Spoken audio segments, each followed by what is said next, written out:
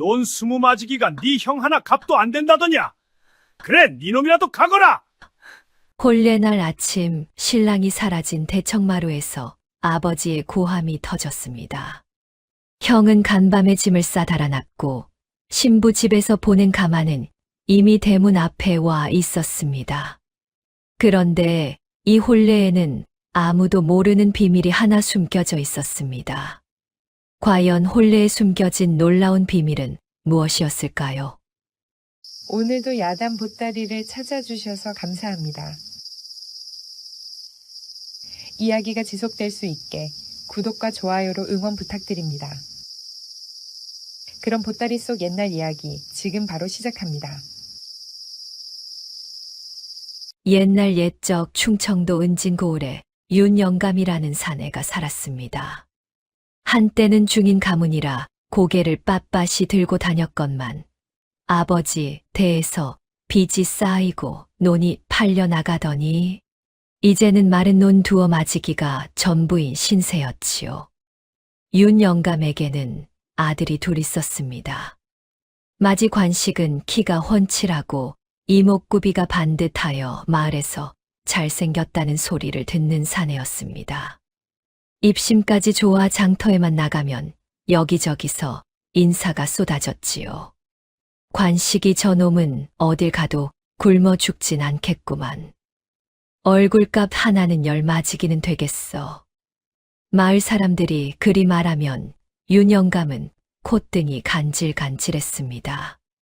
반면 둘째 서기는 달랐습니다. 넓은 어깨에 투박한 손마디, 햇볕에 까맣게 그을린 얼굴.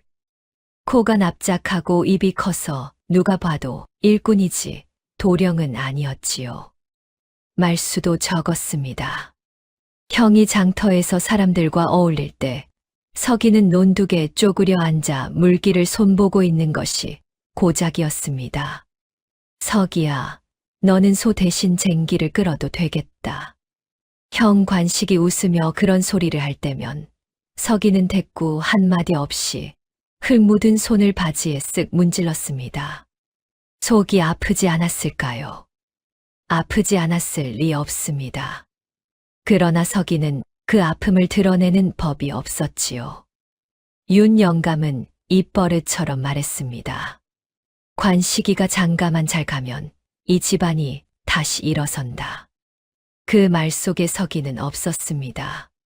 서기는 그저 논을 갈고 소를 먹이고 지붕을 고치는 사람이면 그만이었지요. 그런 서기에게 동네장 노인이 한 번은 이런 말을 했습니다. 서기야, 사람 값은 생김새로 매기는 것이 아니란다. 진짜 값은 살아보아야 드러나는 법이지. 서기는 고개만 끄덕였습니다. 그 말이 무슨 뜻인지 알 것도 같았지만 20해 넘게 아버지와 형 그늘에서 살아온 서기에게는 아직 먼 소리였습니다. 그해 봄 고을 건너 강진사댁에서 혼사 이야기가 흘러들어왔습니다. 강진사는 은진고을에서 10손가락 안에 드는 부자였지요. 논 20마지기에 밭 10마지기, 소 5마리, 곳간에는 쌀이 넘쳐나 해마다 이웃에 나눠줄 정도였습니다. 그런 강진사에게 걱정이 하나 있었으니 외동딸 연희의 혼사였습니다. 연희는 가름한 얼굴에 눈이 맑고 깊었습니다. 속눈썹이 길어 고개를 숙이면 그림자가 볼 위에 내렸고 입술은 앵두처럼 작았지요. 그러나 연희에게는 남 모를 사정이 하나 있었습니다. 두 다리를 쓰지 못한다는 것이었습니다. 앉은 자리에서 일어서는 법이 없었고 치마 아래로는 늘 두꺼운 이불이 깔려 있어 다리를 본 사람이 없었지요. 방 안에서 나올 때는 유모 막덕이 없거나 나무 의자에 태워 옮겼습니다. 강진사 딸이 얼굴은 예쁘다는데 다리를 못 쓴다면서 아무리 논이 20마지기라 해도 걷지도 못하는 색시를 누가 데려가겠어. 수군거림의 강진사의 얼굴은 점점 어두워졌습니다. 혼사를 넣어볼 만한 집에 중매를 보내도 한결같이 고개를 저었지요. 우리 아들한테 병신년을 드리란 말이오? 중매쟁이가 돌아와 전한 말에 강진사는 이를 악물었습니다. 아버지, 괜찮습니다. 방 안에서 연희의 목소리가 들렸습니다. 담담했습니다. 마치 오래전부터 예상하고 있었다는 듯이. 저는 시집 안 가도 됩니다. 이 집에서 아버지 곁에 있겠습니다. 강진사는 대청마루에 털썩 주저앉아 한참을 하늘만 올려다보았지요. 그때 유모 막덕이 다가 앉았습니다. 진사 어른, 한 군데가 더 있습니다. 어디? 은진 윤영감 댁이요. 기울어진 집이니 논 스무 마지기가 탐이 날 것 아닙니까? 막덕은 목소리를 낮추었습니다. 가난한 집이 탐을 낼 만한 조건을 걸면 딸의 다리 따위는 눈 감아줄 겁니다. 강진사는 한참을 생각했습니다. 딸을 가난한 집에 보내는 것이 옳은지, 그러나 딸이 혼사 한 번 못 치르고 늙어가는 것을 두고만 볼 수 있는지. 좋다. 중매를 넣어라. 대신 조건이 있다. 사위가 딸을 함부로 대하면 노는 돌려받는다. 중매 소식이 윤영감 귀에 들어간 것은 저녁 밥상 앞이었습니다. 논 스무 마지기를 혼수로 딸린다고. 윤영감의 눈이 등잔불보다 더 밝게 빛났지요. 그런데 그 처자가 다리를 못 쓴다 하지 않았소? 아내 김씨가 조심스레 물었습니다. 다리를 못 쓰면 어떻소? 논이 걷겠소? 소가 걷겠소? 윤영감은 벌떡 일어나 관식을 불렀습니다. 대청마루에 불려 나온 관식은 처음에는 눈이 반짝였습니다. 논 스무 마지기라는 말에 입꼬리가 올라갔지요. 그러나 신부가 다리를 못 쓴다는 말에 얼굴이 확 일그러졌습니다. 아버지, 저더러 절름발이를 데려오라는 겁니까? 입 닥쳐라. 논 스무 마지기가 굴러 들어왔는데. 체면이 있지, 체면이. 잘생긴 관식이가 불구한테 장가 갔다고 손가락질할 거 아닙니까? 윤영감의 얼굴이 시뻘개졌지만 관식은 꿈쩍도 하지 않았습니다. 안 갑니다. 죽어도 안 갑니다. 대청마루 밖에서 서기가 소여물을 끓이다 말고 그 소리를 듣고 있었습니다. 서기는 아무 말도 하지 않았습니다. 국자를 다시 솥에 넣고 느릿느릿 저었을 뿐이지요. 그날 밤부터 윤영감과 관식의 싸움은 사흘을 이어갔습니다. 내가 장가를 안 가면 이 집안은 끝이다. 끝이면 끝이지 불구색신 싫습니다. 밤마다 고함이 울타리를 넘었지요. 사흘째 되는 아침이었습니다. 윤영감이 관식의 방문을 벌컥 열었을 때 방은 텅 비어 있었습니다.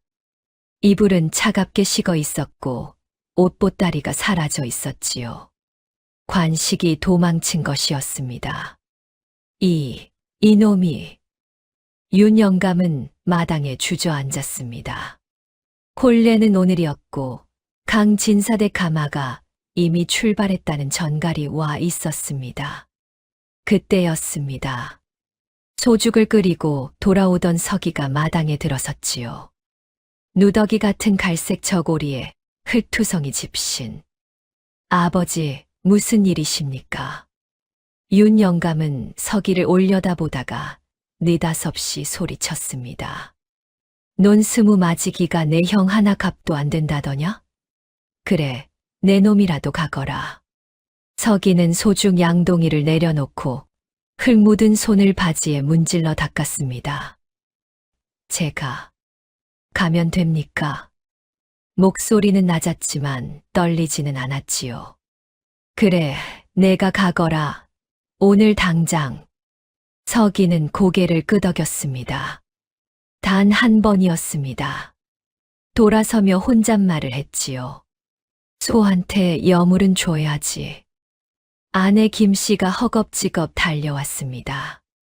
영감 서기를 보내다니 관식이 온다고 해놓고 형 대신 동생이 가면 어떻소? 성은 같지 않소. 김 씨는 관식이 벗어놓고 간흰 명주 저고리와 검은 갓을 들고 서기에게 갔습니다. 서기야, 이걸 입어라. 서기는 형의 저고리를 받아들었습니다. 하얀 명주에서 형의 냄새가 났습니다. 비누향이었지요. 평생 한 번도 써본 적 없는 비누. 서기는 저고리를 입었습니다. 어깨는 맞았지만 팔이 형보다 길어 소매가 짧았습니다. 검은 갓을 쓰자 그을린 얼굴이 더 까맣게 보였지요. 세상에 갓을 써도 서기는 서기구나. 김 씨가 한숨을 쉬었지만 달리 방법이 없었습니다.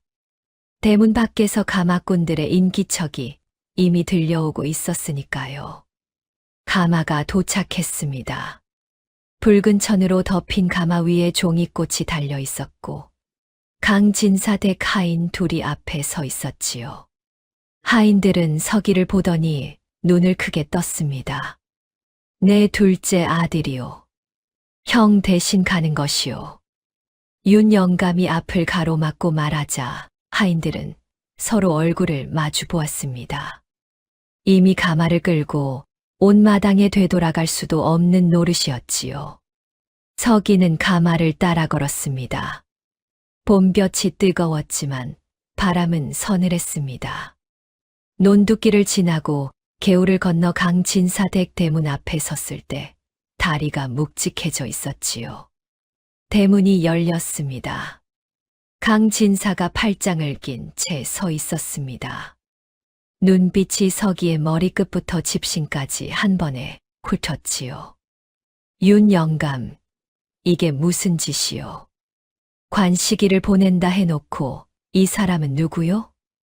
큰아이가 갑자기 몸이 아팠어. 둘째 서기를 보냈습니다. 몸이 아프다.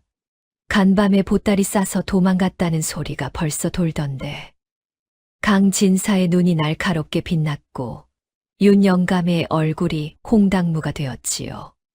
그때 막덕이 뒤에서 나지막이 말했습니다. 진사 어른, 저 사내 손 좀 보십시오. 강진사가 서기의 손을 보았습니다. 굳은 살이 손바닥 전체를 뒤덮고 있었고 손톱 밑에는 검은 흙이 묻어 있었지요. 소염을 끓이던 손이옵니다. 서기가 나지막이 말했습니다. 막덕이 강진사의 소매를 잡아당겼습니다. 저 손이면 됐습니다. 도련님 손보다 저 손이 100배 낫습니다. 강진사는 한참을 서기를 바라보았습니다. 서기는 시선을 피하지 않았지요. 눈매는 순했지만 흔들리지 않았습니다. 들어오시오. 혼례는 예정대로 올리겠소.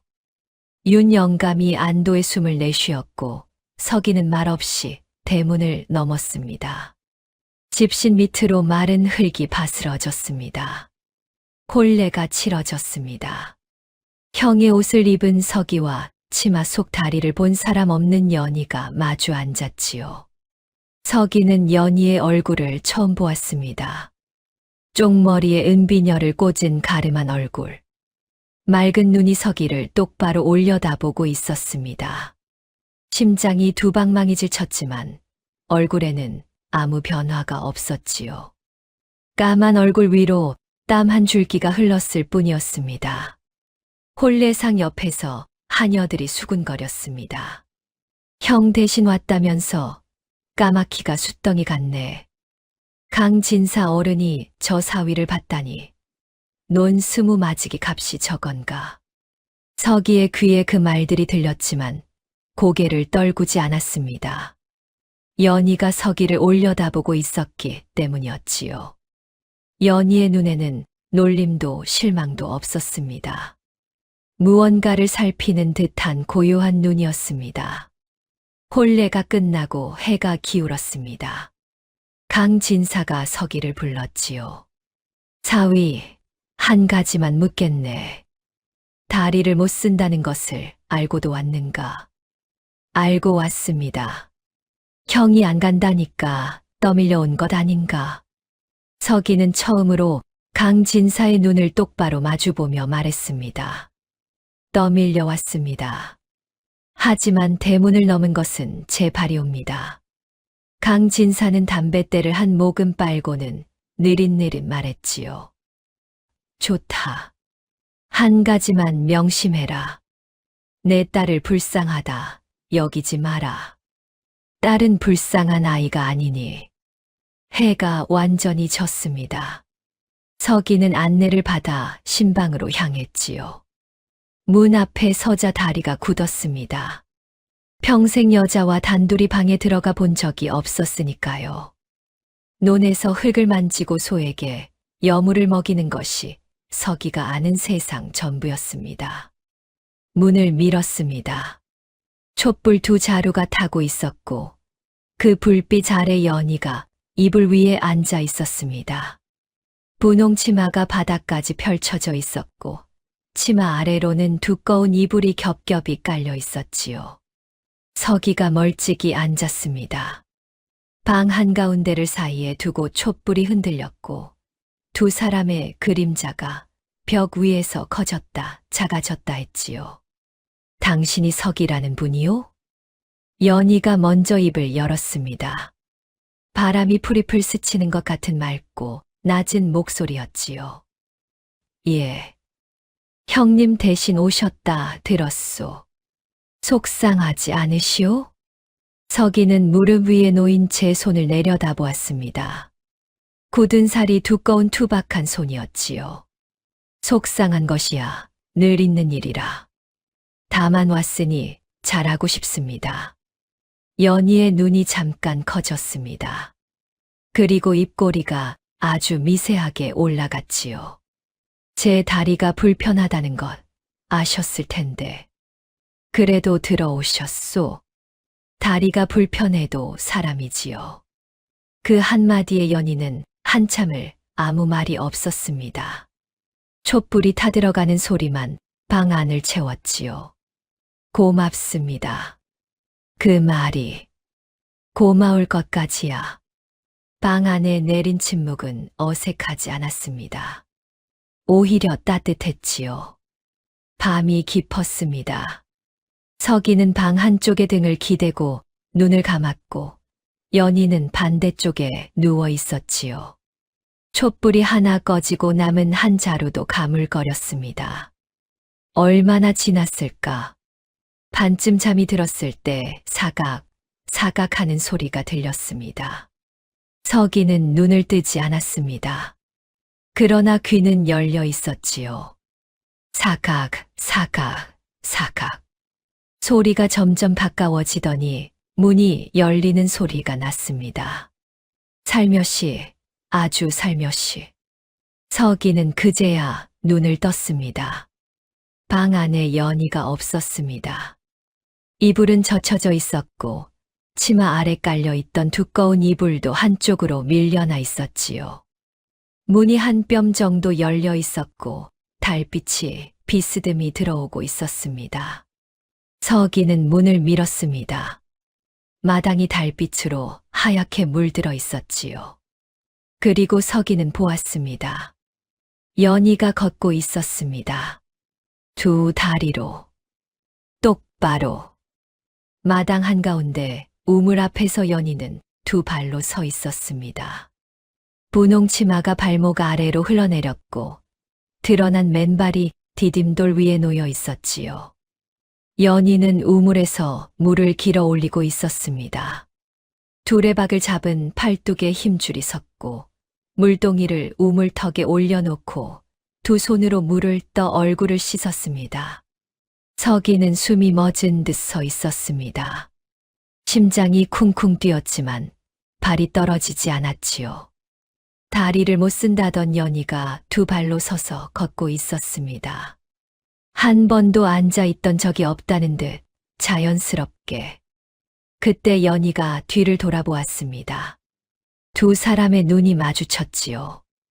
연희의 눈에도 당황한 빛이 스쳤지만 그것은 한순간이었습니다.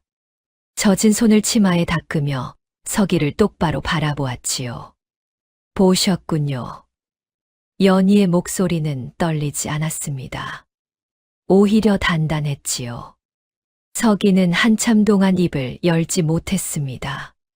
평생 소여물을 끓이고 논을 갈던 사내에게 달빛 아래 걸어 다니는 신부는 꿈인지 생시인지 분간이 가지 않았으니까요.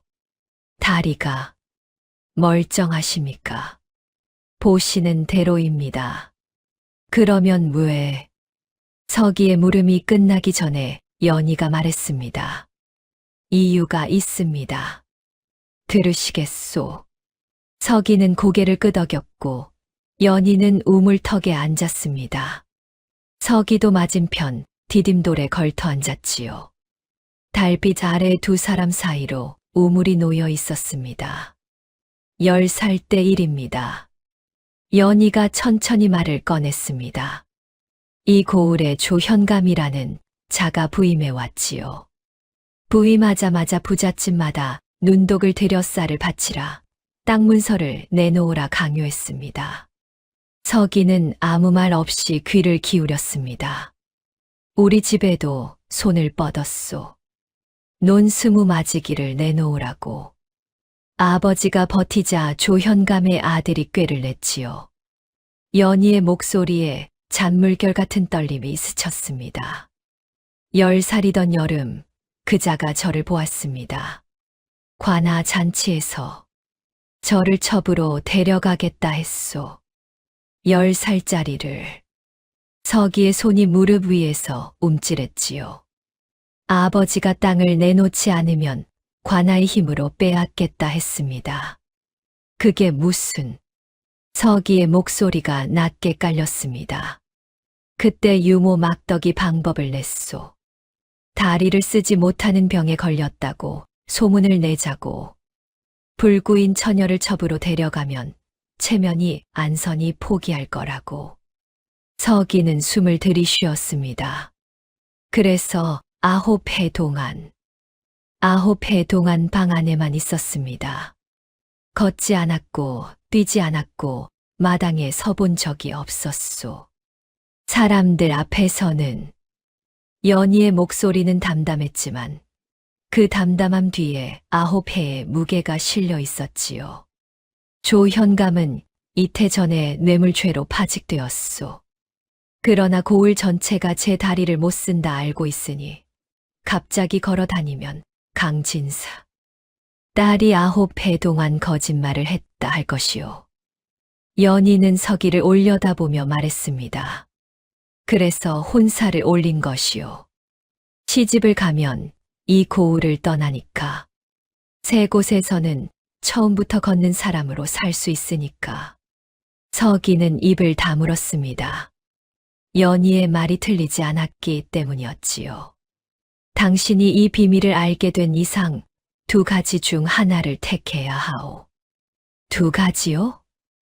하나는 이 사실을 알리고 혼사를 없던 일로 하는 것. 다른 하나는 모른 척하는 것이요. 서기는 한참을 우물 속 어둠을 들여다보았습니다. 달이 우물 속에도 비치고 있었지요.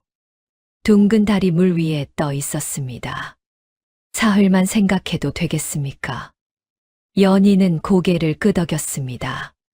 둘은 다시 방으로 들어갔지요. 그러나 서기는 잠이 오지 않았습니다. 천장을 올려다보며 생각했습니다. 속았다. 분명히 속은 것이었지요. 그러나 이상했습니다. 분노가 치밀어야 할 텐데 화가 나지 않았습니다. 오히려 가슴 한켠이 아렸지요. 10살짜리 아이가 9해 동안 앉아만 있었다는 그 사실이 논 20마지기보다 무겁게 느껴졌습니다. 다음 날 아침이 밝았습니다.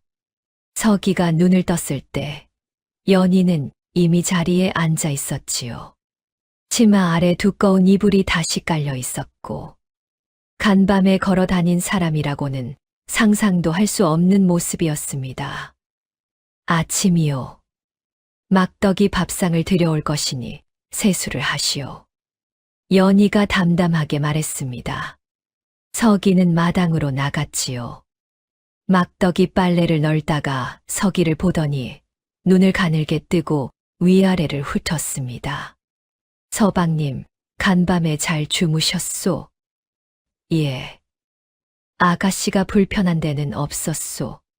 서기는 막덕의 눈빛을 보았습니다. 60이 넘은 노파의 눈이라기에는 너무 날카로웠지요. 무언가를 떠보는 눈이었습니다. 없었습니다. 그래요? 간밤에 아무것도 못 보셨소. 서기의 심장이 쿵 하고 뛰었습니다. 막덕이 알고 있는 것이었지요. 당연한 일이었습니다. 연희의 비밀을 처음 꾸민 것이 막덕이었으니까. 막덕 어르신. 예. 제가 알아도 되는 것을 알게 되었습니다. 그러나 사흘 동안 생각하겠다고 했습니다. 막덕은 서기를 한참 들여다보더니 입꼬리를 올렸습니다. 아가씨 말이 맞았구만. 소염을 끓이는 손을 가진 사람은 입이 무거울 거라고.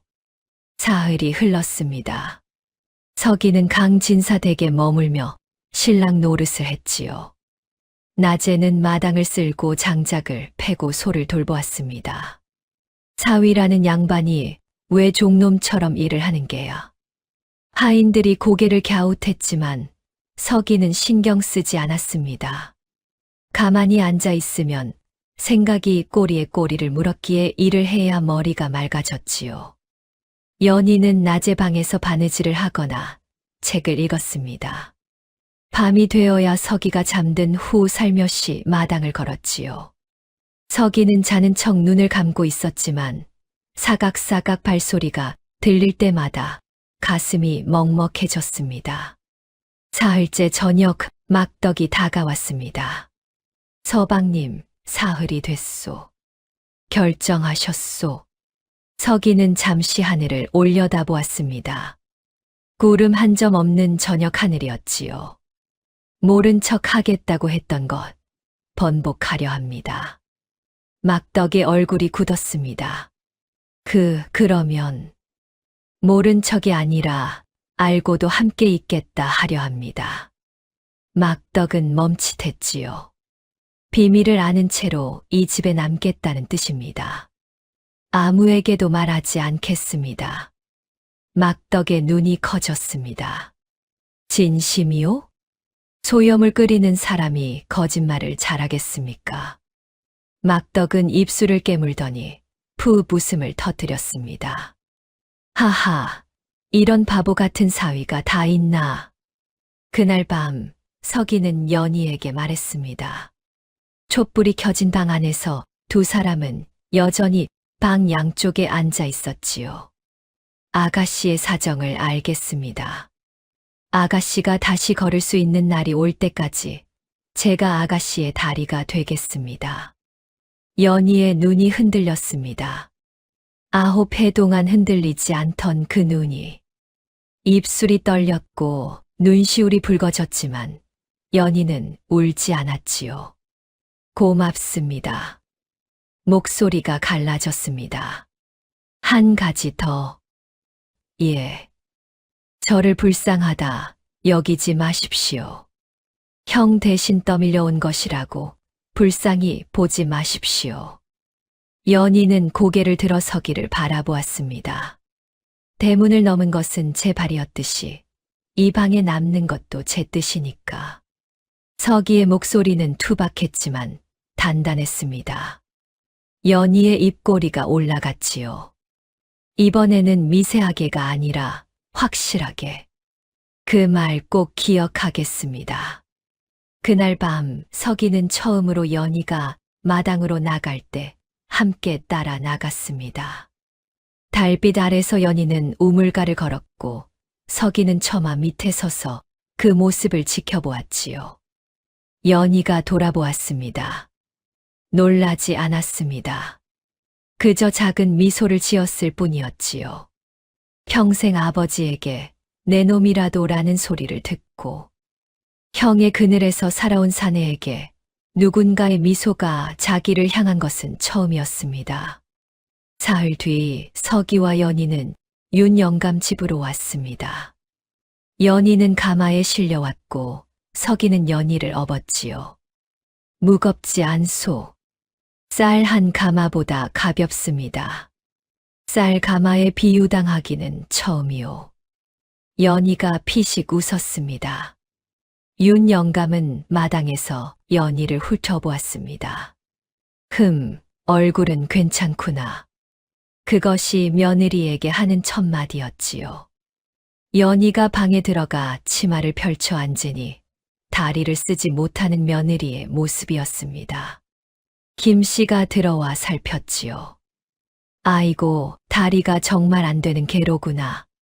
죄송합니다, 어머니. 아이, 죄송할 것까지야.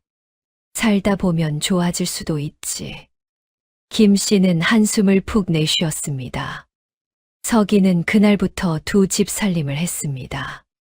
아침에 일어나 논에 물을 대고 소여물을 끓이고 나무를 해 오는 것은 예전과 같았지요. 달라진 것이 있다면 연희가 있었다는 것이었습니다. 연희는 앉은 자리에서 물을 썰고 콩나물을 다듬고 된장을 풀었지요. 손이 빨라 김씨가 감탄했습니다. 다리는 못 쓰지만 손은 금손이네. 그러나 윤영감은 달랐습니다. 며칠이 지나자 연희를 대놓고 구박하기 시작했지요.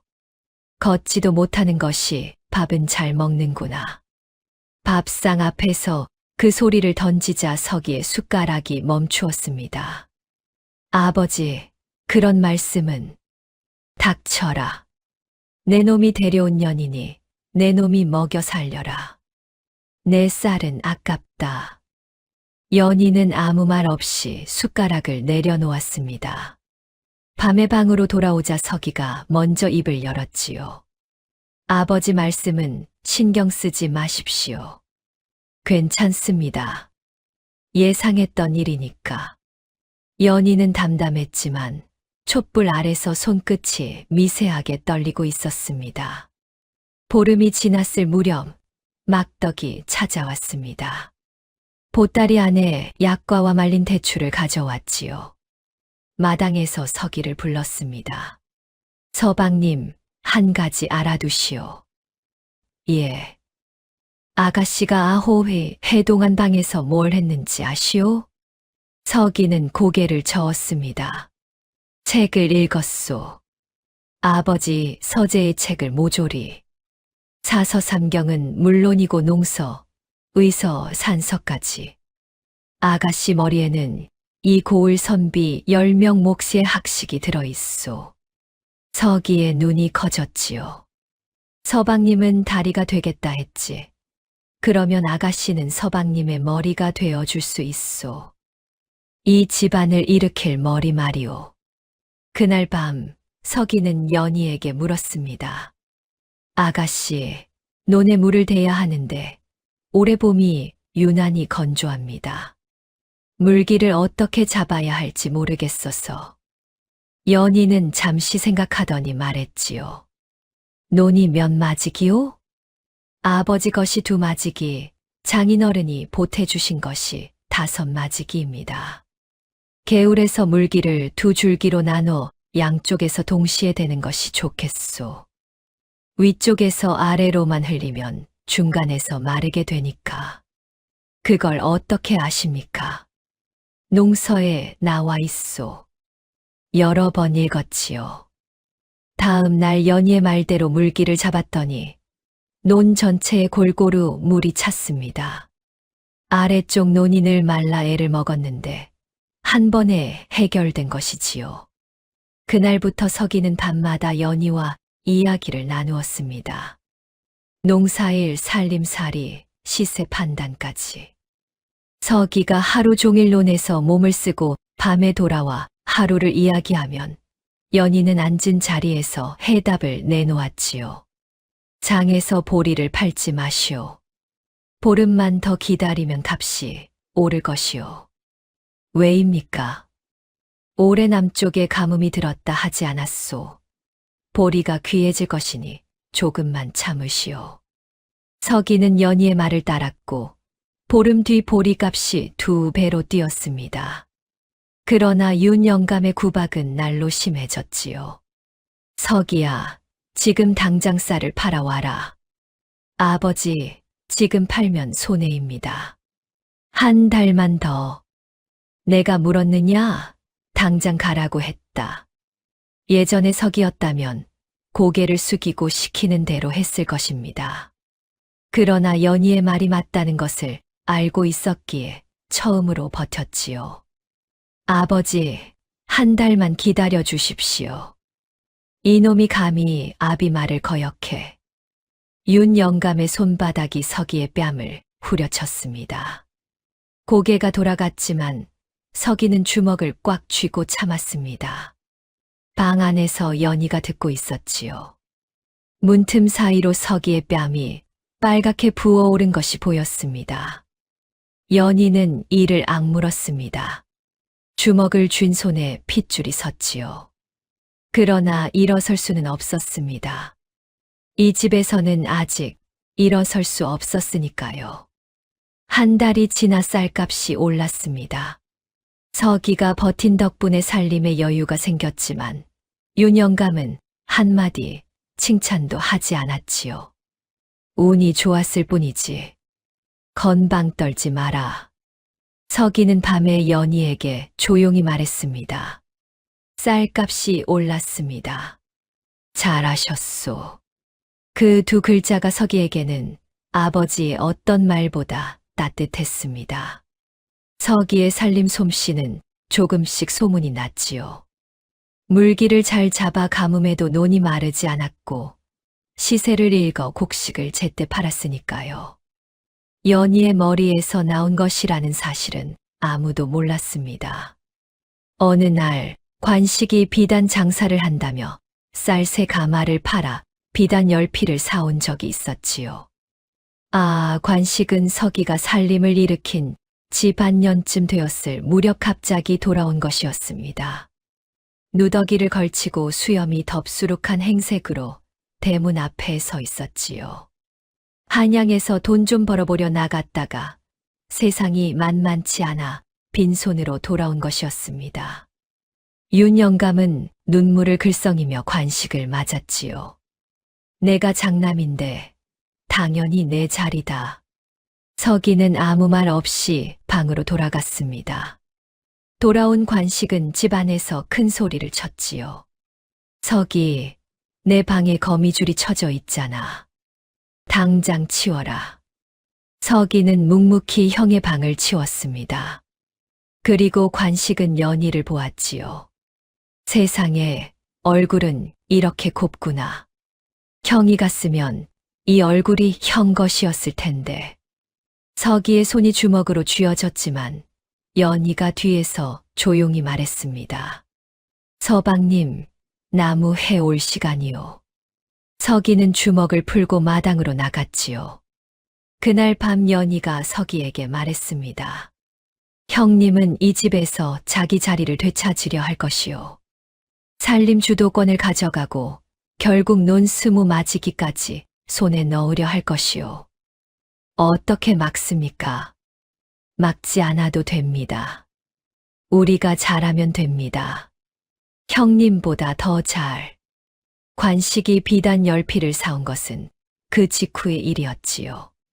한양에서 익힌 장사 솜씨가 있으니 비단을 되팔면 큰 돈을 벌 수 있습니다. 연희가 밤에 서기에게 말했습니다. 비단 시세를 물어보시오. 관식 형님이 사온 비단이 어떤 것인지도. 서기가 장에 가서 알아보니 3등품이었습니다. 한양에서도 값이 나가지 않는 물건이었지요. 그럴 줄 알았소. 한양에서 장사를 배웠다는 것은 거짓이요.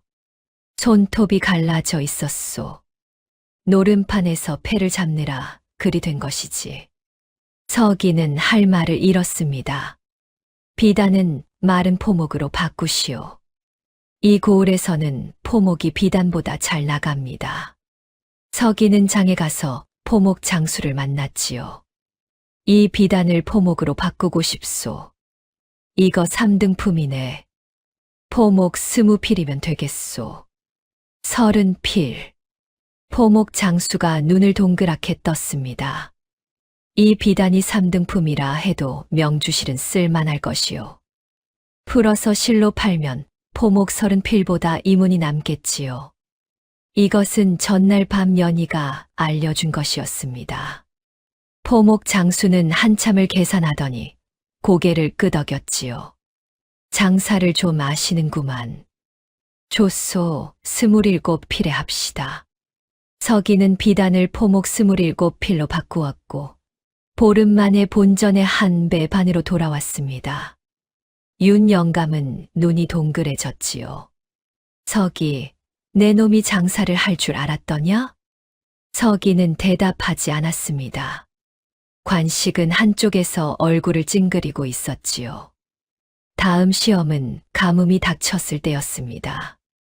여름이 되자 비가 오지 않았지요. 하늘이 한 달째 파랗기만 했고 마을 논이 하나둘 마르기 시작했습니다. 개울물도 줄어들어 바닥이 드러났지요. 이러다 굶어 죽겠다. 윤 영감은 발을 동동 굴렀고 마을 안악들은 장독대에 정화수를 떠놓고 빌었습니다. 서기는 매일 새벽부터 양동이를 들고 개울을 오갔지요. 1 양동이, 2 양동이, 30 양동이.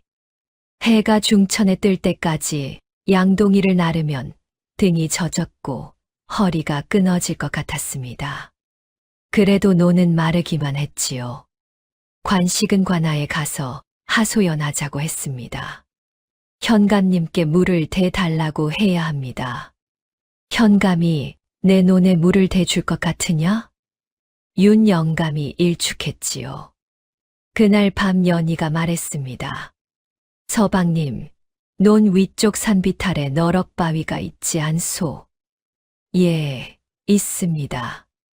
그 바위 아래로 물이 스며 나오는 것을 본 적이 있소.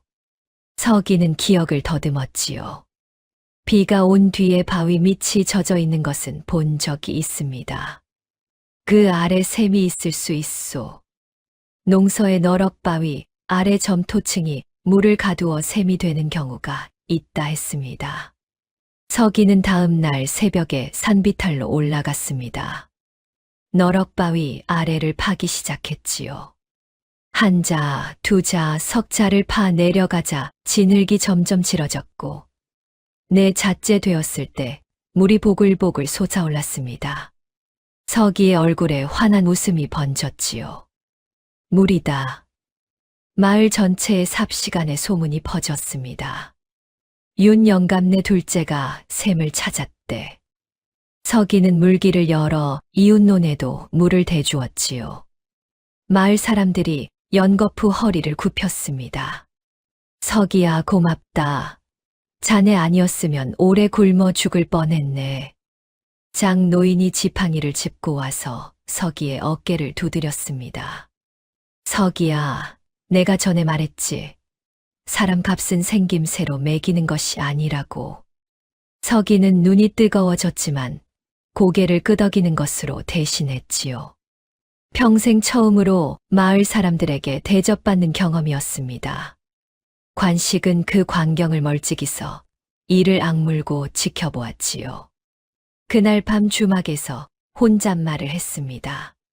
고작 샘 하나 찾은 걸로 영웅이라도 된 줄 아나. 두고 봐라, 서기.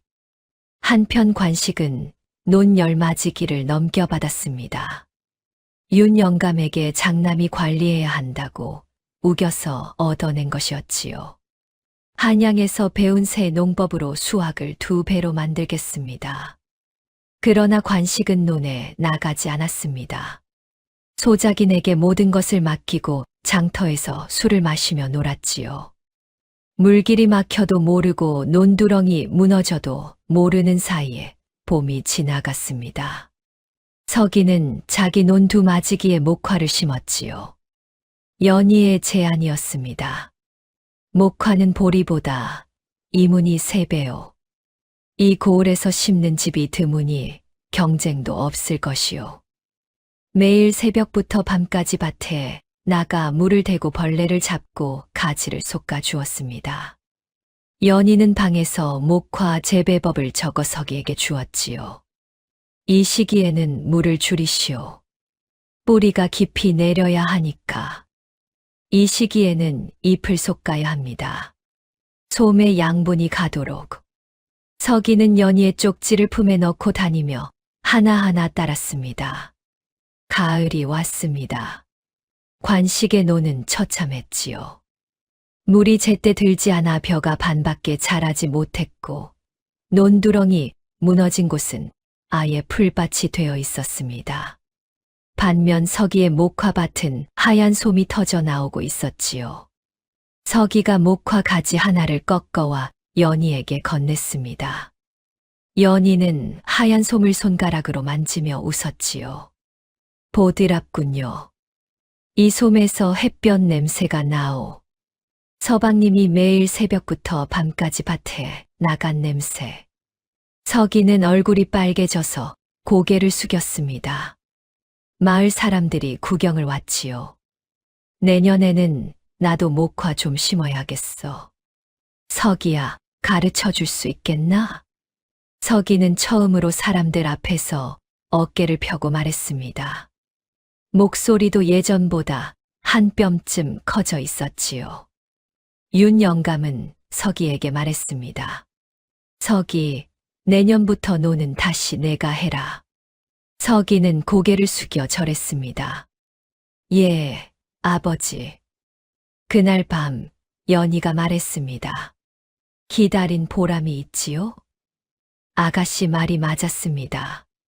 제 말이 아니요. 서방님의 손이 한 일이요. 연희는 서기의 손을 바라보며 말했지요. 그 손이 목화를 키웠고 샘을 찾았고 논을 살렸소. 저는 앉아서 말만 한 것이요. 아가씨 말이 없었으면 이 손은 그저 소여물이나 끓이는 손이었을 겁니다. 두 사람은 마주 보았습니다. 촛불이 흔들렸고 두 사람의 그림자가 벽 위에서 하나로 겹쳤지요. 그러나 서기는 몰랐습니다. 관식이 그날 밤 주막에서 누군가를 만나고 있었다는 것을. 강진사댁에서 추수감사 잔치가 열렸습니다. 강진사가 마을 유지들 앞에서 자리에서 일어났지요. 오늘 한 가지 알릴 일이 있소. 내 사위 서기에게 논 15마지기를 맡기기로 했소. 웅성거림이 이렇습니다. 15마지기면 강진사댁 논의 절반이 넘는 것 아닌가. 강진사는 서기를 바라보며 말했지요. 올해 서기가 보여준 솜씨라면 믿을 만하오. 서기는 허리를 깊이 숙였습니다. 감사합니다. 장인어른.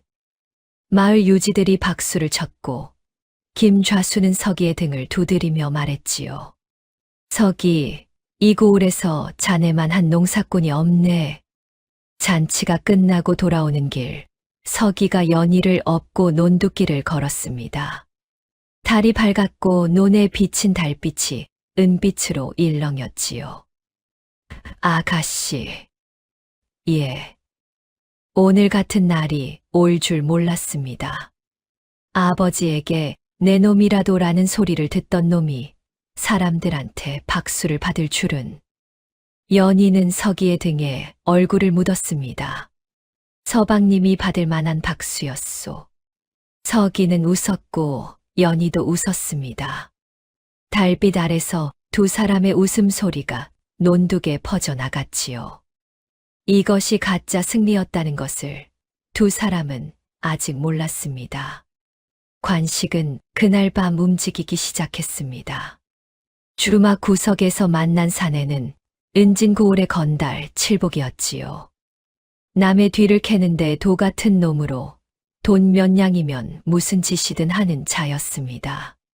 관식은 은 5냥을 건넸지요. 야밤에 서기네 방을 엿봐라. 그년이 걸어 다니는 걸 확인하면 은 5냥을 더 주겠다. 불구 색시가 밤에 걸어 다닌다. 미친 소리. 미친 소리가 아니야. 서기가 갑자기 똑똑해진 것 살림이 확 나아진 것. 전부 그년이 뒤에서 조종하는 거야. 밤에 몰래 돌아다니면서 뭔가 하고 있어. 칠복은 어깨를 으쓱했습니다. 알았소. 돈이 되면 뭐든 하지. 사흘 뒤 칠복이 관식을 찾아왔습니다. 얼굴이 하얘져 있었지요. 형씨, 맞았소. 그년이 걸어 다니오. 한밤중에 마당을 돌아다니더이다. 두 다리로 멀쩡히. 관식의 입꼬리가 귀까지 찢어질 듯 올라갔습니다. 내가 뭘 했어. 이제 증인이 생겼으니 아버지한테 가면 된다. 잠깐, 형씨. 칠복이 말렸지요. 아버지한테만 말해서 뭐 하겠소. 마을 사람들 앞에서 까발려야 효과가 크지. 강진사도 빠져나갈 수 없고. 관식은 눈을 가늘게 뜨며 고개를 끄덕였습니다.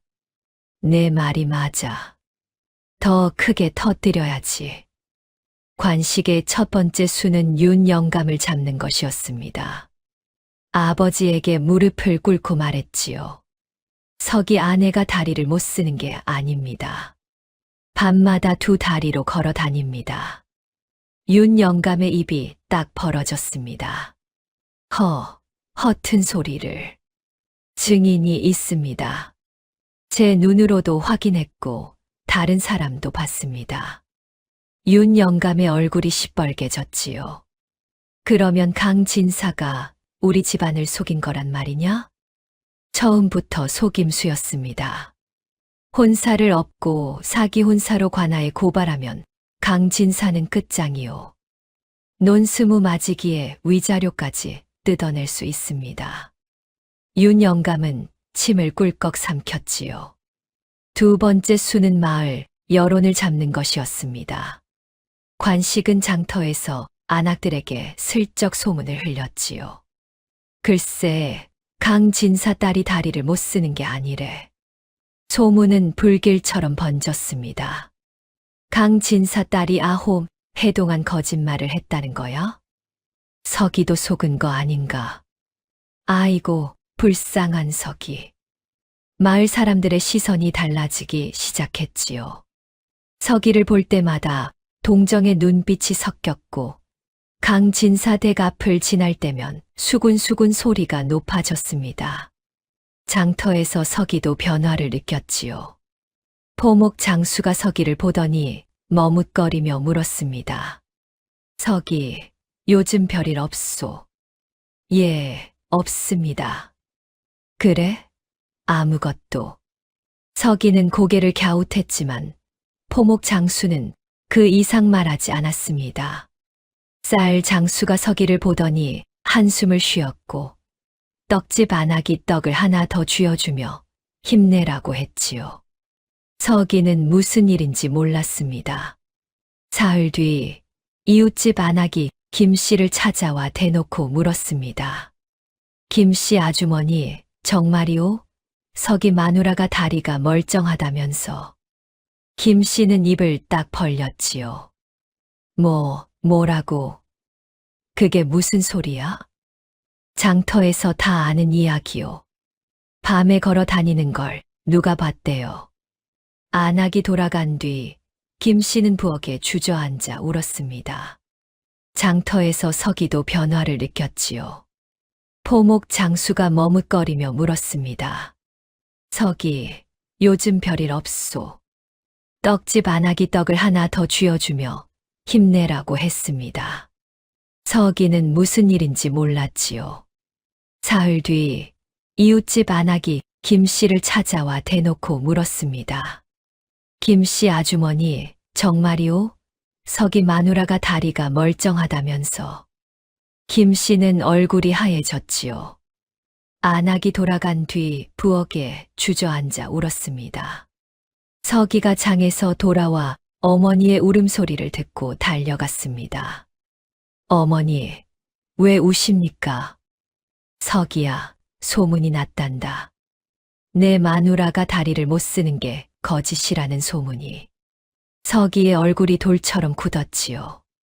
장터에서 느꼈던 이상한 시선의 이유를 그제야 알았습니다. 포목 장수의 머뭇거림, 떡집 안악의 동정. 전부 소문 때문이었던 것이지요. 서기는 주먹을 꽉 쥐었습니다. 형이 한 짓이라는 것을 직감했지요.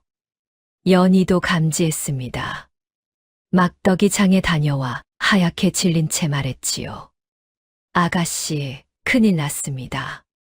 소문이 돌고 있어요. 관식 도련님이 틀림없습니다. 연희의 얼굴에서 핏기가 사라졌습니다. 서방님을 불러주시오. 서기가 방에 들어왔을 때 연희의 눈이 붉었지요. 서방님, 소문이 났습니다. 누군가 밤에 제가 걷는 것을 보았다 하오. 서기는 눈을 감았습니다. 한참 뒤 입을 열었지요. 형님입니다. 틀림없습니다. 서기의 목소리에 처음으로 분노가 스쳤습니다. 낮고 깔린 분노였지만 깊었지요. 제가 형님을 만나겠습니다. 연희가 서기의 손을 잡았습니다. 처음이었지요. 연희가 서기의 손을 잡은 것은 가늘고 하얀 손이 투박한 손 위에 놓였습니다. 화를 내시면 안 됩니다. 화를 내면 형님의 판에 말려드는 것이요. 서기는 연희의 손을 내려다보았지요. 그러면 어떻게 해야 합니까? 아직 소문일 뿐이요. 증거가 없으면 소문은 소문으로 끝나오. 문제는 아버님이요. 형님이 가장 먼저 아버님 귀에 넣었을 것이요. 서기는 이를 악물었습니다. 연희의 추측은 틀리지 않았지요. 이튿날 아침 윤 영감이 서기를 대청마루로 불렀습니다. 서기, 앉아라. 윤 영감의 목소리가 싸늘했지요. 평소 고함을 지르던 것과 달리 낮고 가라앉은 목소리. 그것이 더 무서웠습니다. 관식이 한쪽에 팔짱을 끼고 서 있었지요. 내 마누라가 밤에 걸어 다닌다는 소문이 있다. 사실이냐? 서기의 심장이 쿵 떨어졌습니다. 거짓말을 하면 나중에 더 큰 화를 부르고 사실을 말하면 연희의 비밀이 확정되는 것이었지요. 아버지, 저는 모릅니다. 모른다. 같은 방에서 자면서 모른다고? 관식이 끼어들었습니다. 아버지, 서기가 모를 리 없습니다. 알면서 숨긴 거지요. 서기, 너도 공범이란 말이냐? 강진사 편을 들어 제 아비를 속인 거냐? 아버지, 그게 아닙니다. 당장 말해. 그년이 걸을 수 있는 거냐, 없는 거냐? 관식이 어깨를 으쓱했지요. 서기야, 편하게 말해라. 어차피 증인도 있고 소문도 났어. 서기는 형을 올려다보았습니다. 관식의 눈에 승리의 빛이 번들거리고 있었지요. 서기는 다시 아버지를 보았습니다. 윤 영감의 눈에는 분노와 배신감이 뒤엉켜 있었습니다. 서기는 천천히 입을 열었습니다. 아버지, 사연이 있습니다. 무슨 사연? 아가씨가 다리를 못 쓰는 척한 것은 사실이옵니다. 윤 영감이 주먹으로 마루를 내리쳤지요. 쾅 소리에 마루가 울렸습니다. 역시 사기 혼사야. 그러나 이유가 있습니다. 아가씨가 10살 때 조현감의 아들이 닥쳐라. 이유가 뭐든 속인 건 속인 거다. 내 놈은 알면서도 숨겼지. 아비를 속이고 강진사 편을 든 거지. 아버지, 저는 내 자식이 아니다. 내 놈은 오늘부터 내 자식이 아니야. 윤 영감의 목소리가 갈라졌습니다. 서기는 머리를 땅에 박았지요. 이마가 마루에 부딪히는 소리가 둔탁하게 울렸습니다. 아버지, 죄송합니다. 꺼져라. 그년을 데리고 당장 이 집에서 나가거라. 관식이 말했습니다. 아버지, 강진사에게 알려야지요. 혼사를 업고 논을 돌려받아야 합니다. 그래, 당장 강진사를 부르라. 서기는 마당으로 나왔습니다. 다리가 휘청거렸지만 넘어지지는 않았지요. 김씨가 부엌에서 눈물을 글썽이며 바라보고 있었습니다. 서기야, 어머니 괜찮습니다. 웃으려 했지만 입술이 떨려 웃음이 되지 않았지요. 방에서 연희는 모든 것을 들은 뒤였습니다. 얇은 벽 너머로 고함이 그대로 들렸으니까요. 눈은 붉었지만 울지 않았습니다. 울지 않는 것이 더 아팠지요. 서방님, 미안합니다. 아가씨가 미안할 일이 아닙니다. 아닙니다. 제가 서방님을 이 자리에 끌어들인 것이요. 연희의 목소리가 처음으로 갈라졌습니다. 9해 동안 흔들리지 않던 단단한 목소리가. 서기는 고개를 저었지요. 대문을 넘은 것도, 이 방에 남은 것도, 비밀을 아는 것도 전부 제가 선택한 겁니다. 미안하다는 말은 하지 마십시오. 연희는 고개를 숙였습니다. 치마 위로 눈물 한 방울이 떨어졌지요. 9해 만에 처음 흘린 눈물이었습니다. 다음 날 강진사가 윤영감 집으로 왔습니다. 얼굴이 돌처럼 굳어 있었고 막덕이 눈이 벌겋게 부은 채 뒤를 따랐지요. 두 노인이 대청마루에 마주 앉았습니다. 당신 딸이 우리 집안을 속였소. 사기 혼사가 아니면 뭐란 말이오. 윤영감이 마루를 내리쳤지요. 강진사는 입을 다물고 있었습니다. 한참을 사연이 있소. 사연이면 다 용서되느냐?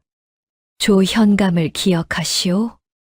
그 뇌물 먹다 파직당한 그 자의 아들이 내 딸을 첩으로 끌어가려 했소. 10살짜리를 논을 내놓지 않으면 힘으로 빼앗겠다 했지. 윤영감의 눈이 흔들렸지요. 그래서 딸에게 다리를 못 쓰는 척하게 한 것이요. 불구라면 체면이 서지 않으니 관식이 끼어들었습니다. 사연이야 딱하지만 혼사는 별게 아닙니까? 속임수가 밝혀진 이상 혼사를 업고 논을 돌려받는 것이 도리지요. 강진사가 관식을 차갑게 바라보았지요. 도리를 말하는 것이냐, 논을 말하는 것이냐. 강진사는 한숨을 내쉬더니 윤영감에게 말했습니다. 혼사를 업겠다면 엎으시오. 나는 막지 않겠소. 다만 내 딸을 속여서라도 지키고 싶었던 아비의 마음은 이해해 주시오. 강진사가 고개를 숙였습니다. 평생 허리를 굽히지 않던 강진사가 윤영감 앞에서 고개를 숙인 것이었지요. 보름 안에 혼사 파기 문서를 관하에 올리겠소. 논스무 마지기는 전부 돌려받겠소. 강진사는 고개를 끄덕였습니다. 알겠소. 막덕이 뒤에서 울음을 터뜨렸지요. 아가씨, 아이고 아가씨. 서기는 마당에 서 있었습니다. 하늘이 회색이었고 바람이 차가웠지요. 어제까지 박수를 받던 세상이 하루아침에 무너졌습니다. 논도 살림도 아버지의 인정도 마을 사람들의 시선도 전부 외양간에 가서 소를 바라보았습니다. 소가 크고 축축한 눈으로 서기를 올려다보았지요. 서기는 소의 등에 이마를 묻었습니다. 어릴 때부터 아버지에게 혼나면 외양간에 와서 소에게 기대었지요. 소염물 냄새가 났습니다. 그 냄새가 이상하게 눈물을 불렀습니다. 마당 건너 관식이 팔짱을 끼고 서 있었지요. 승리의 미소가 걸려 있었습니다. 서기야, 형이 돌아왔으니 제자리를 찾은 거다. 소염물이나 끓이는 자리 말이야. 서기의 주먹이 부르르 떨렸지만 때리지 않았습니다. 대신 관식을 똑바로 바라보며 말했지요. 형님은 왜 도망치셨습니까? 관식의 웃음이 멈추었습니다. 본래 전날 밤에 도망친 것, 불구 신부가 싫어서가 아니었지요? 논스무 맞이기는 탐이 났지만 책임은 지기 싫었던 것이지요.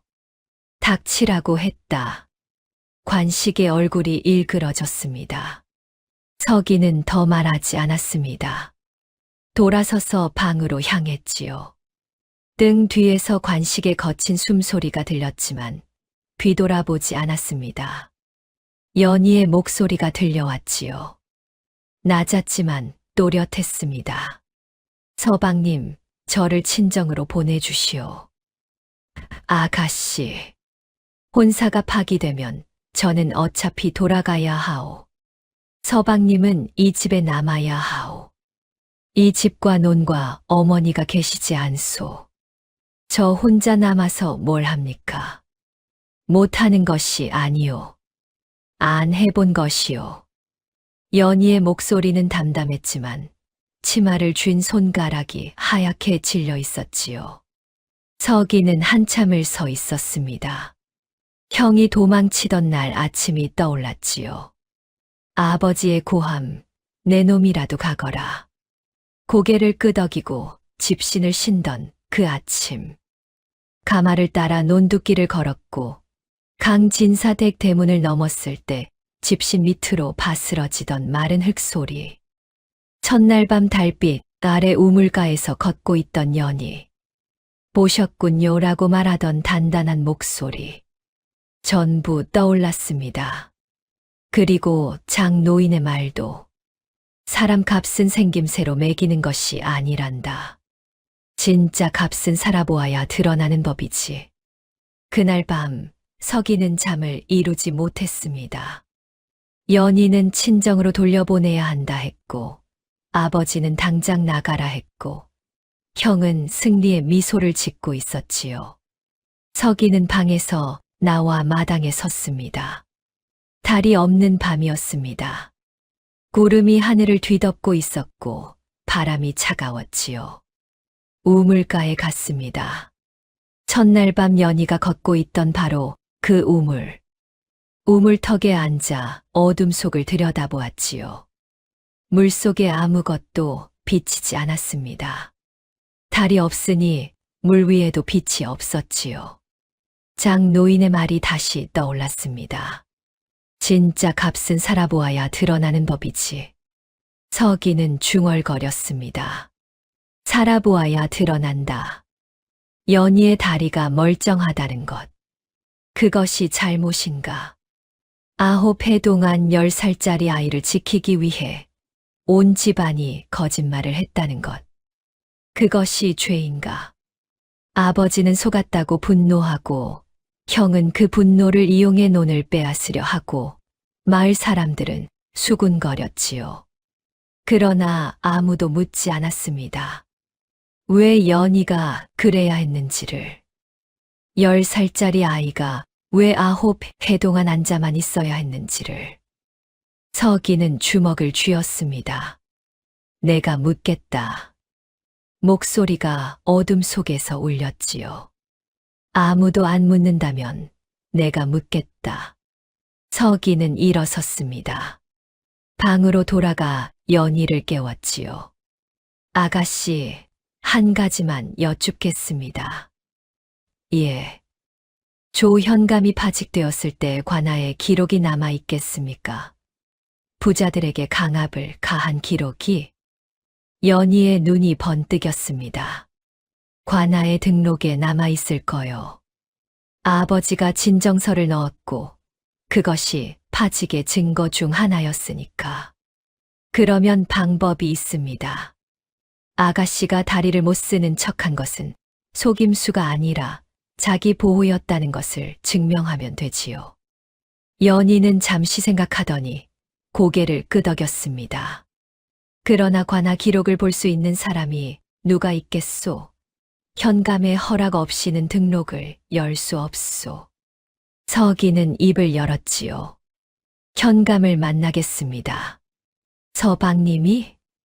이 현감이 장날에 백성들의 호소를 직접 듣는다는 소문을 들었습니다. 연희는 서기를 바라보았습니다. 서방님, 위험할 수 있소. 관아에 가서 사연을 말하면 제 비밀이 완전히 공식화되는 거요. 알고 있습니다. 이미 비밀은 깨졌습니다. 소문으로 떠돌게 두느니 차라리 관아에서 공식적으로 밝히는 것이 낫습니다.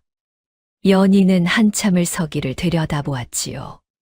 처음 만났을 때의 그 투박하고 과묵한 사내. 다만 왔으니 잘하고 싶습니다. 라고 말하던 순한 눈의 사내. 그 사내가 지금 관아에 가겠다고 말하고 있었습니다. 연희의 눈시울이 뜨거워졌지요.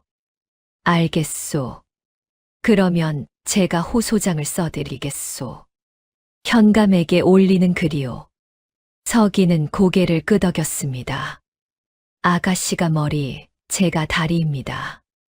연희는 웃었지요. 눈물이 볼을 타고 흘렀지만 웃음이었습니다. 다음 날 연희는 밤새 호소장을 썼습니다. 붓을 잡은 손이 빨랐지요. 먹을 갈고 한지를 펴고 한 글자 한 글자 눌러 썼습니다. 10살 때의 일, 조현감의 아들이 첩으로 끌어가려 했던 일, 아버지가 딸을 지키기 위해 거짓을 꾸민 일, 9해 동안 방 안에서만 살았던 일. 끝에 이렇게 적었지요. 소녀의 거짓은 죄를 짓기 위함이 아니라 죄로부터 몸을 지키기 위함이었습니다. 부디 살펴주소서. 서기는 호소장을 품에 넣었습니다. 내일 장날입니다. 현감이 장터에 나옵니다. 서방님, 조심하시오. 관식 형님이 방해할 수 있소. 대문을 나서자 막덕이 기다리고 있었지요. 강진사 댁에서 달려온 것이었습니다. 서방님, 진사 어른이 소식을 들으셨소. 자기도 함께 가겠다고 직접 관아에서 증언하시겠다 하셨소. 서기의 가슴이 뜨거워졌습니다. 감사합니다. 장인 어른께 전해 주십시오. 막덕은 코를 훌쩍이며 서기의 팔을 꽉 잡았지요. 서방님, 꼭 이겨야 하오. 이 늙은 것이 아가씨를 다시 방에 가두는 꼴은 볼 수 없소. 걱정 마십시오. 서기의 투박한 손이 떨리지 않았습니다. 장날 아침이 밝았습니다.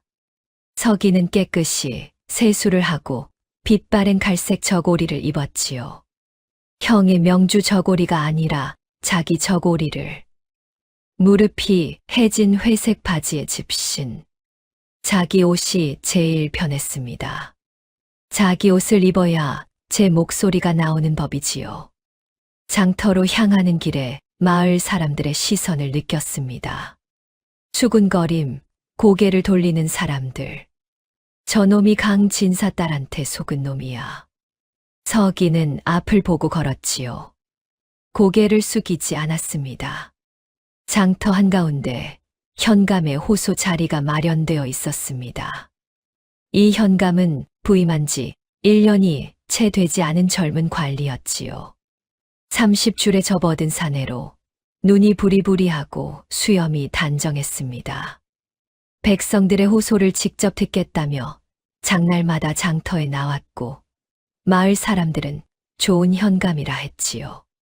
서기가 현감 앞에 무릎을 꿇었습니다.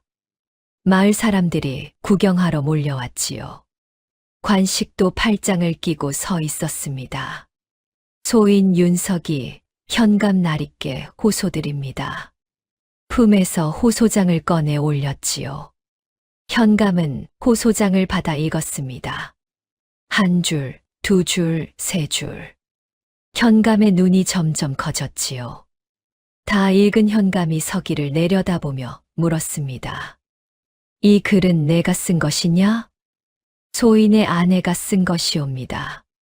아내가 글을 쓸 줄 아느냐? 예, 사서삼경을 읽었고 농서와 의서도 통달했습니다. 구경꾼들 사이에서 웅성거림이 일었지요. 다리 못 쓰는 년이 사서삼경을? 현감이 손을 들어 조용히 시켰습니다. 이 호소장에 적힌 조 현감의 횡포에 대해 증인이 있느냐? 있습니다. 서기가 고개를 돌렸습니다. 장터 한쪽에서 강진사가 걸어 나왔지요. 풍성한 수염에 짙은 남색 두루마기. 등이 고닫고 눈빛이 단단했습니다. 강진사가 현감 앞에 무릎을 꿇었지요. 소인 강진수, 현감 나리께 증언드립니다. 구경꾼들이 술렁였습니다. 강진사가 직접 나왔어. 강진사가 입을 열었지요. 나리, 소인의 딸이 9해 동안 다리를 쓰지 못하는 척한 것은 사실이옵니다. 장터가 조용해졌습니다. 바람 소리만 들렸지요. 그러나 그것은 딸을 지키기 위함이었습니다. 이태 전 파직된 조현감의 아들이 소인의 딸을 첩으로 끌어가겠다 협박했을 때 딸은 겨우 10살이었습니다. 구경꾼들 사이에서 탄식이 흘러나왔지요. 10살이라니. 그 조현감 놈 진짜 나쁜 놈이었어. 강진사가 이었습니다. 소인은 딸을 지킬 다른 방법을 찾지 못했습니다. 9해 동안 딸을 방에 가두었습니다. 강진사의 목소리가 갈라졌지요. 뛰어놀아야 할 나이에 앉아만 있게 했습니다. 그것이 아비로서 할 일이었는지 소인도 모르겠습니다. 강진사의 눈에 눈물이 맺혔습니다. 평생 허리를 굽히지 않던 그 장정이 장터 한가운데서 눈물을 보인 것이었지요. 현감이 물었습니다. 관하 등록에 조현감의 횡포 기록 있을 것이오? 있습니다. 소인이 직접 진정서를 올렸고 그것이 파직의 증거 중 하나였습니다. 현감은 옆에 앉은 서기에게 고개를 끄덕였지요. 관하로 돌아가면 등록을 확인하라. 그때 관식이 앞으로 나왔습니다. 현감 나리, 너는 누구냐? 소인 윤관식, 윤석이의 형이옵니다. 관식은 어깨를 폈지요. 나리, 강진사의 사연은 딱하지만 혼사에서 속임수를 쓴 것은 엄연한 죄가 아닙니까? 혼사를 무효화하고 혼수로 딸린 논을 돌려받아야 합니다. 관식의 목소리가 장터에 울렸습니다. 구경꾼 중 고개를 끄덕이는 사람도 있었고 젓는 사람도 있었지요. 현감이 관식에게 물었습니다. 내가 장남이냐? 그렇습니다. 그런데 왜 장남인 내가 장가를 가지 않고 동생이 갔느냐? 관식의 얼굴이 굳었지요. 그것은 혼례 당일에 도망쳤다는 소리가 있던데. 장터에서 웃음이 터져 나왔습니다. 맞아, 관식이 그놈이 도망갔잖아. 관식의 얼굴이 시뻘개졌지요. 현감이 차갑게 말했습니다. 다만 한 가지 묻겠다. 혼례 당일에 신랑이 도망친 것과 신부의 다리가 멀쩡한 것, 어느 쪽이 더 큰 기만이냐? 관식은 입을 벌렸다 닫았습니다.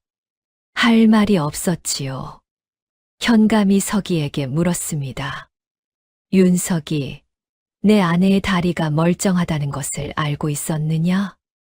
서기는 한숨도 쉬지 않고 대답했지요. 예, 알고 있었습니다. 장터가 다시 술렁였습니다. 알면서 숨긴 거야? 현감이 손을 들어 조용히 시켰지요. 알고도 왜 말하지 않았느냐?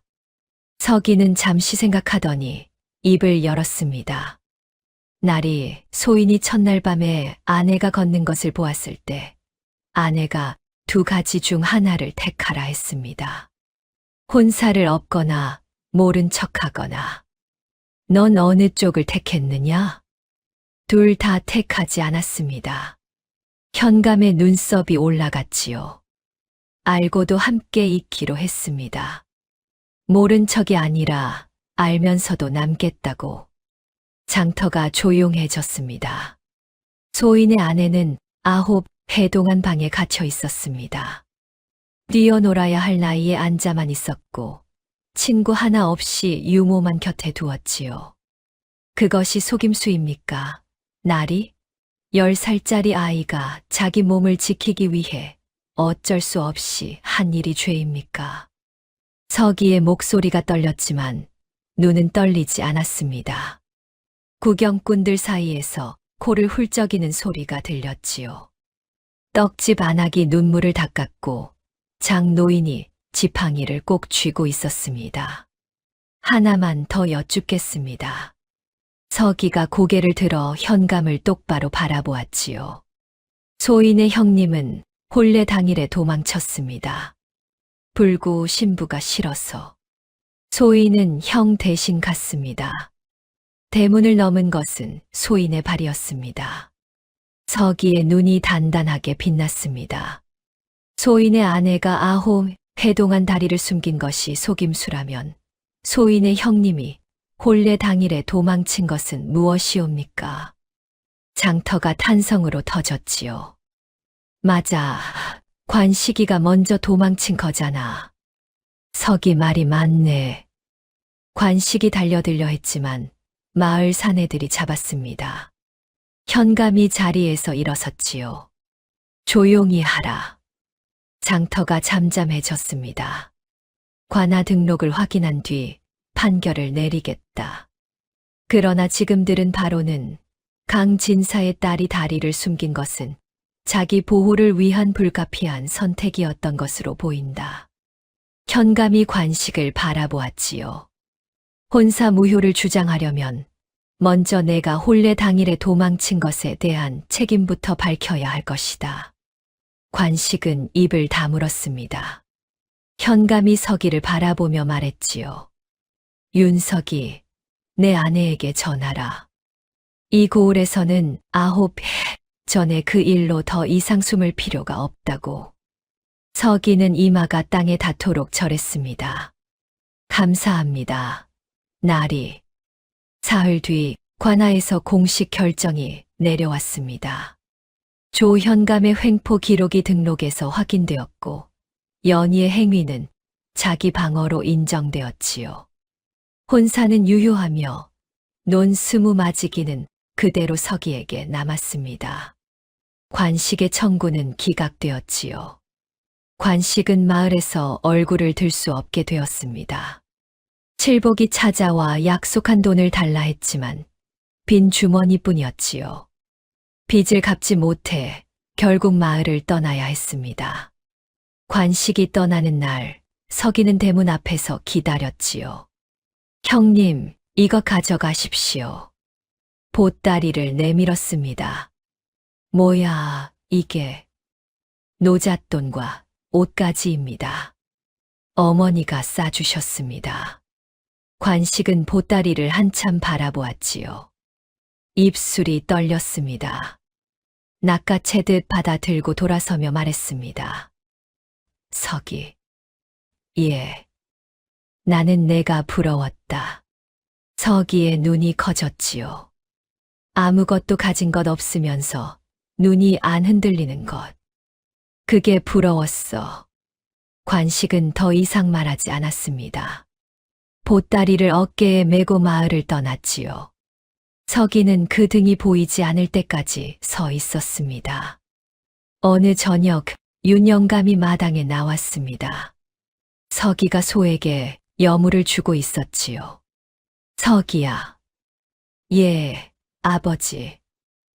너는 원망하지 않느냐? 뭘 원망합니까? 나를. 내 놈이라도 가거라. 그런 소리를 한 것. 서기는 잠시 생각하더니 고개를 저었습니다. 원망하지 않습니다. 거짓말하지 마라. 아버지, 그날 아버지가 저를 보내지 않았으면 저는 아가씨를 만나지 못했습니다. 그러니 원망은 없습니다. 윤영감은 한참을 서 있다가 돌아서며 나지막이 중얼거렸지요. 고맙다. 거의 들리지 않을 만큼 작은 목소리였습니다. 그러나 서기는 들었습니다. 평생 처음 듣는 아버지의 말이었지요.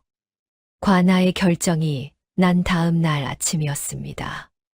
서기는 마당에서 소여물을 끓이고 있었지요.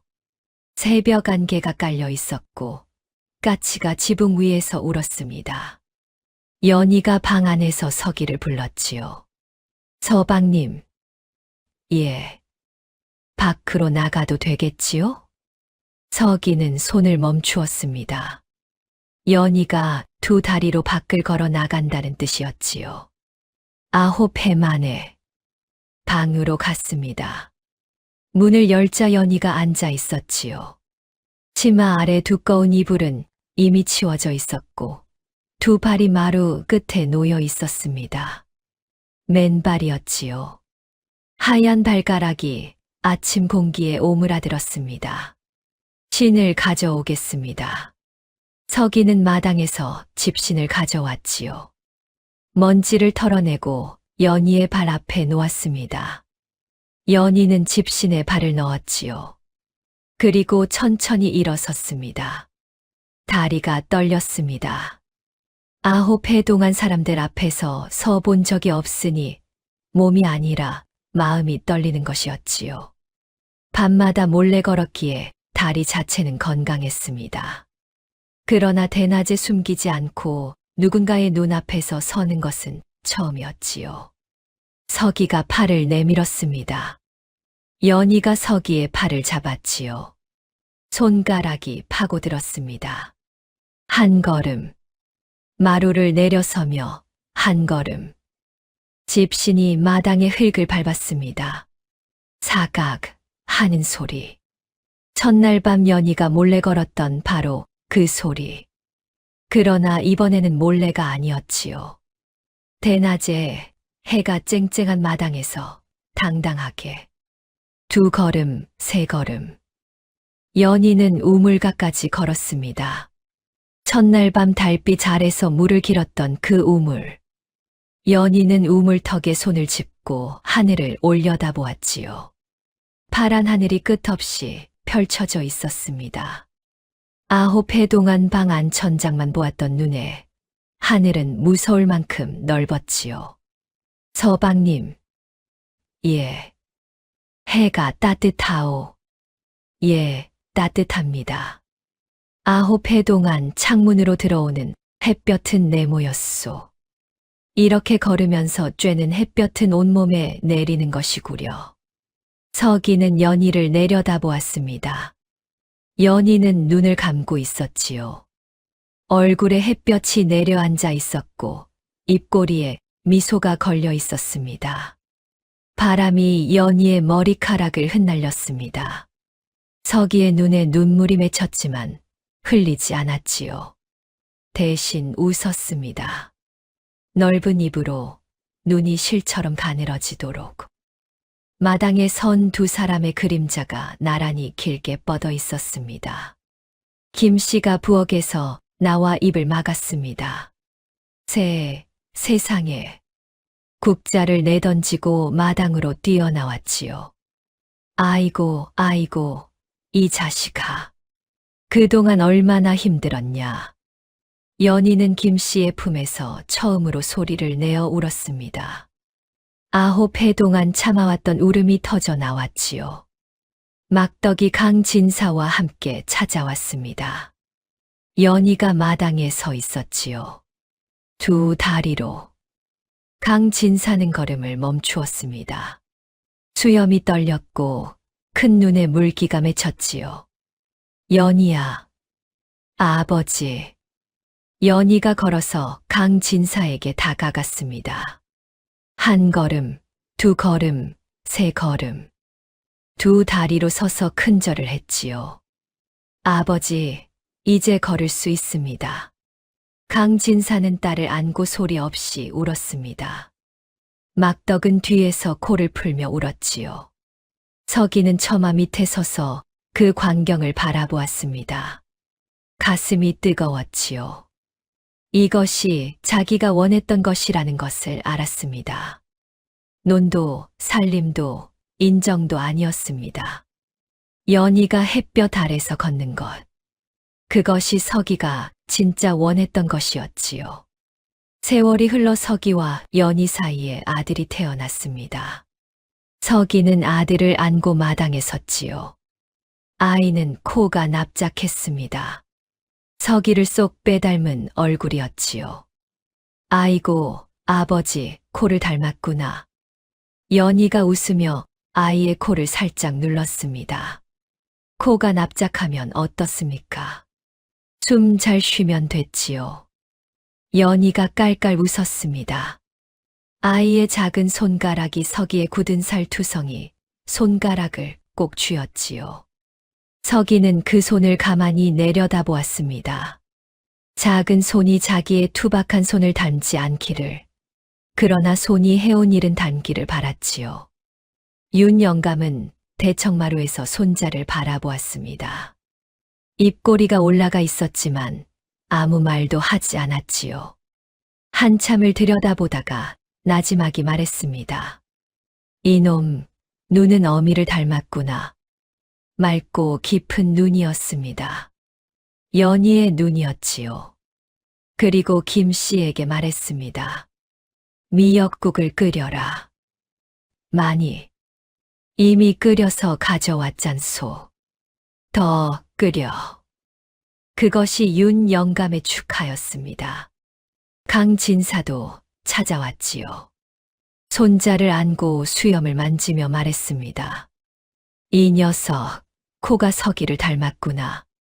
납작하단 말씀이지요? 서기가 웃자 강진사가 껄껄 웃었습니다. 납작해도 좋다. 실한 코지. 막덕은 아기를 안고 방 안을 뱅글뱅글 돌며 노래를 불렀지요. 우리 아가 잘도 잔다.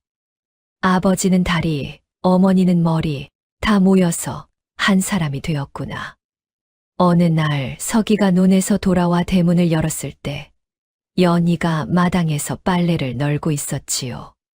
두 팔을 높이 들어 빨래줄에 옷을 걸고 있었습니다. 햇볕이 연희의 얼굴에 내려앉아 있었고 바람에 치마가 나부꼈지요. 뒤에서는 김 씨가 장독대에서 된장을 푸고 있었고 마당 한켠에서는 소가 느긋하게 풀을 뜯었습니다. 서기는 대문 앞에 서서 그 모습을 바라보았지요. 서방님, 왜 거기 서 계시오? 아가씨가 빨래 넣는 것을 처음 봅니다. 별것 아닌 것을 가지고. 별것입니다. 서기의 목소리가 떨렸지요. 아가씨가 두 발로 서서 빨래를 넣는 것이 저한테는 별것입니다. 연희는 입술을 깨물더니 웃었습니다. 바보 같은 사람. 그러나 그 말에는 따뜻함이 묻어 있었지요. 서기는 소매를 걷어 올리며 마당으로 들어갔습니다. 빨래 바구니를 들어 연희 옆에 놓았지요. 둘이 나란히 빨래를 널었습니다. 서기가 빨래를 집으면 연희가 줄에 걸었지요. 손이 맞닿을 때마다 연희가 피식 웃었고 서기는 귀까지 빨개졌습니다. 김 씨가 부엌에서 혼잣말을 했지요. 저것들 빨래 하나 널면서 왜 저리 웃어? 그러나 김 씨도 입꼬리가 올라가 있었습니다. 오프닝에서 누더기 같은 갈색 저고리를 입고 형의 그늘에서 소여물이나 끓이던 사내. 아버지에게 내 놈이라도라는 소리를 듣던 투박한 손의 사내. 그 사내가 지금 15마지기 논을 일구고 마을에서 인정받고 두 발로 걸어 다니는 아내와 함께 해가 비치는 마당에 서 있었습니다. 사람의 진짜 값은 생김새로 매기는 것이 아닙니다. 살아보아야 드러나는 것이지요. 서기의 손은 여전히 굳은 살 투성이었고 얼굴은 여전히 까맸습니다. 그러나 그 손이 논을 살렸고 샘을 찾았고 아내의 비밀을 지켰고 관아에 호소장을 올렸지요. 투박한 손이었지만 그 손이 한 일은 하나도 투박하지 않았습니다. 이 이야기는 충청도 은진고을에서 오랫동안 전해 내려왔다 합니다. 다음 영상을 빠르게 만나보시려면 좋아요와 구독을 눌러주세요. 지금 화면에 나오는 더 재미있는 영상들도 함께 해주세요. 그럼 모두 행복한 하루 보내세요. 감사합니다.